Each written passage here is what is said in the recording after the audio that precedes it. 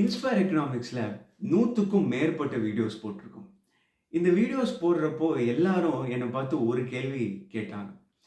இந்த ஐடியா எப்படி உனக்கு வந்துச்சு? இந்த டாபிக் எங்கேருந்து புடிச்ச? எப்படி உனக்கு இது தோணுச்சு? அப்படின்னு கேட்டுட்டே இருப்பாங்க. பட் இதுக்கு ஒரு சரியான ஒரு ஆன்சர் என்கிட்ட இருக்காது. ஏன்னா, நான் வந்து எந்த ஒரு ஸ்பெசிஃபிக் வீடியோ பார்த்தோ, இல்ல ஒரு ஆர்டிக்கிள் பார்த்தோ எனக்கு இந்த ஐடியா வராது. இன்ஃபேக்ட் என் சேனல்ல போடுற மோஸ்ட் ஆஃப் தி வீடியோஸ்க்கு எனக்கு ஐடியா எங்கேருந்து வரும்னு கேட்டிங்கன்னா, புக்ஸ்ல இருந்து தான் வரும். இப்போ நான் புக்ஸ் படிக்கிறப்போ, ஒரு இன்ட்ரஸ்டிங்கான ஒரு விஷயத்த பார்த்தேன்னா, இந்த விஷயத்த பிக் பண்ணி, அத பத்தி டீட்டெயிலா ரிசர்ச் பண்ணி, இத எப்படி நம்ம தமிழ் ஆடியன்ஸ்க்கு கொண்டு போய் சேர்க்கலாம் அப்படிங்கிறத யோசிச்சு, அத வந்து ஒரு வீடியோவா மாத்துவேன். பட் இந்த ஒரு ப்ராசஸோட ஸ்டார்ட்டிங் பாயிண்ட் என்ன அப்படின்னு கேட்டிங்கன்னா, புக்ஸ் தான்.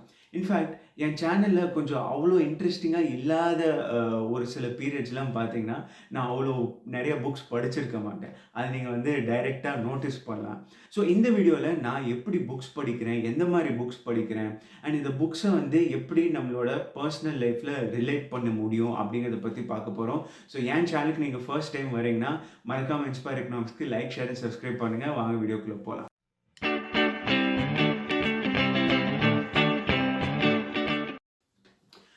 நம்ம ஜெனரேஷனுக்கு இருக்கிற பெரிய அட்வான்டேஜ் அண்ட் பெரிய டிஸ்அட்வான்டேஜ் என்ன அப்படின்னு கேட்டிங்கன்னா, அதுதான் இன்டர்நெட். என்னதான் வந்து இன்டர்நெட் நமக்கு வந்து இன்ஃபனைட் நாலேஜ்க்கு அக்சஸ் குடுத்தாலுமே, நம்ம அந்த நாலேஜை எப்படி எடுத்துக்கிறோம் அப்படிங்கிறது ஒரு முக்கியமான ஒரு கேள்விக்குறி. ஏன் அப்படின்னா, நம்ம வந்து இப்போலாம் யூடியூப் வீடியோஸ் கூட பார்க்கறதில்ல. யூடியூப்லயும் ஷார்ட்ஸ் தான். அதுவும் அந்த ஒரு நிமிஷத்துல அந்த யூடியூபர் என்ன சொல்றாரு அப்படிங்கிறது தான் நம்ம பார்க்குறோம்.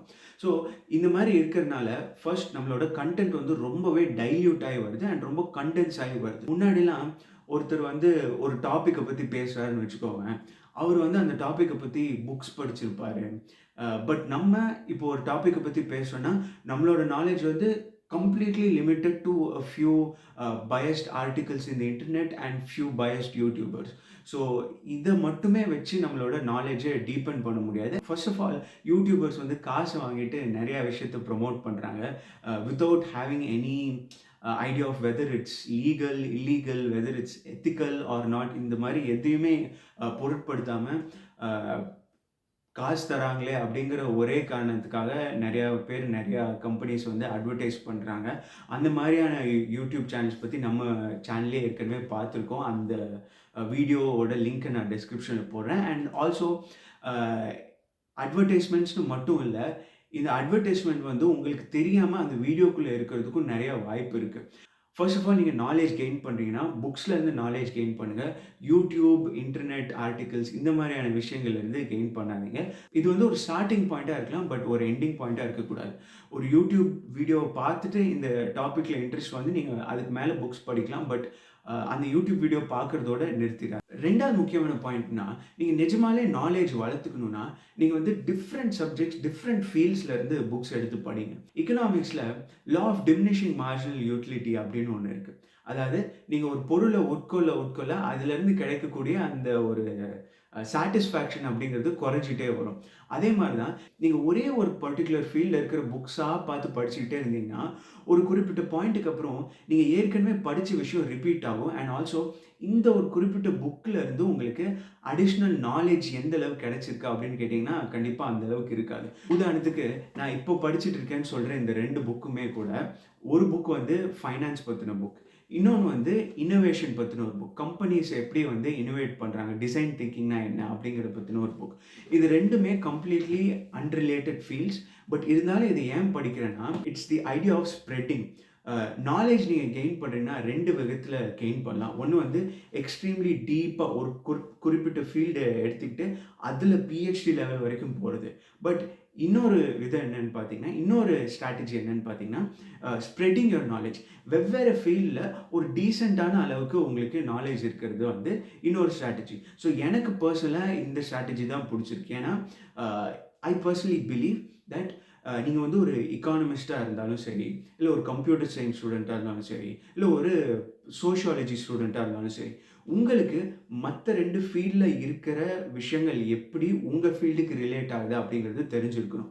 ஒரு எக்கனாமிக்ஸ் ஸ்டூடெண்ட்டா எனக்கு வந்து எப்படி வந்து அ க கம்ப்யூட்டர் சயன்ஸ், டேட்டா சாஃப்ட்வேர்லாம் யூஸ் பண்ணி என்னோட ரிசர்ச் நான் எப்படி அனலைஸ் பண்றது அப்படிங்கிறது தெரிஞ்சிருக்கணும். அண்ட் ஆல்சோ நான் ஒரு எக்கனாமிக்ஸ் ஸ்டூடெண்ட்டா இருந்தேன்னா, நான் போற பாலிசிஸ் வந்து சோஷியாலஜி எப்படி இம்பாக்ட் ஆகப்போகுது, சோஷியாலஜிக்கும் எனக்கு என்ன ரிலேஷன் இருக்கு, இந்த மாதிரியான விஷயங்கள் உங்களுக்கு கண்டிப்பா தெரிஞ்சிருக்கணும். அடுத்து முக்கியமான விஷயம் என்னன்னா, ஒரு புக் படிக்கிறீங்கன்னு வச்சுக்கோங்களேன். இந்த புக்ல இருக்கிற விஷயத்த நீங்க எப்படி டெய்லி லைஃப்ல யூஸ் பண்ண முடியும் அப்படிங்கிறத பாருங்க.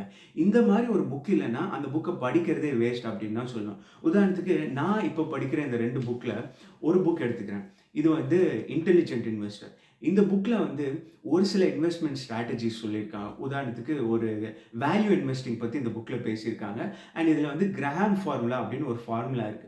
ஸோ அந்த ஃபார்முலாவ நான் வந்து என்னோட பெர்சனல் போர்ட்ஃபோலியோ பில்ட் பண்றப்போ நான் அத வந்து யூஸ் பண்ண ஆரம்பிச்சிருக்கேன். ஆஃப் கோர்ஸ் நீங்க வந்து படிக்கிற ஒவ்வொரு புக்ல இருந்தும் இந்த மாரி மேஜரா சிக்னிஃபிகன்ட்டான ஒரு இம்பாக்ட் உங்க லைஃப்ல இருக்குமான்னு தெரியாது. பட் இருந்தாலும் even if it's a small thing அ அந்த ஒரு இம்பாக்ட் இருக்கா இல்லையா அப்படிங்கிறத பாருங்க. அப்படி இல்லன்னா அந்த புக்கு படிக்கிறதே வேஸ்ட் அப்படின்னு தான் சொல்வேன். Final remarks. ப்ரோ என்ன ப்ரோ இவ்ளோ சொல்றீங்க. எனக்கு வந்து புக் படிக்கிறதே ஒரு பெரிய விஷயம் அப்படின்னு நீங்க சொல்றீங்கன்னா, அ கவலைப்படாதீங்க. இன்ஃபாக்ட் நானும் பெரிய புக் வார்ம் அப்படின்லாம் சொல்ல முடியாது.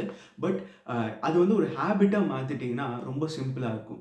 நான் வந்து டெய்லி என்னோட வொர்க்குக்கு போறப்போ, ஒரு 20 டூ 30 மினிட்ஸ் ட்ரெயின்ல டிராவல் பண்ணுவேன். ஸோ இந்த டைம யூஸ் பண்ணிட்டு நான் படிக்க ஆரம்பிச்சேன். ஸோ அப்படி பண்றப்போ என்னன்னா, டெய்லி ஒரு 10, 20 பேஜஸ் வந்து டக்கு டக்குன்னு முடிச்சுட்டே இருப்பேன். அண்ட் ஓவர் அ பாயிண்ட் அந்த புக் வந்து ஈஸியா முடிஞ்சிருச்சு. ஸோ அதே மாரி தான் மேக் இட் அ ஹேபிட். ஒரு நாளைக்கு ஒரு 15 மினிட்ஸ், ஒரு 10 மினிட்ஸ் இல்ல ஒரு 5 மினிட்ஸா கூட இருந்தாலும் பரவால்ல.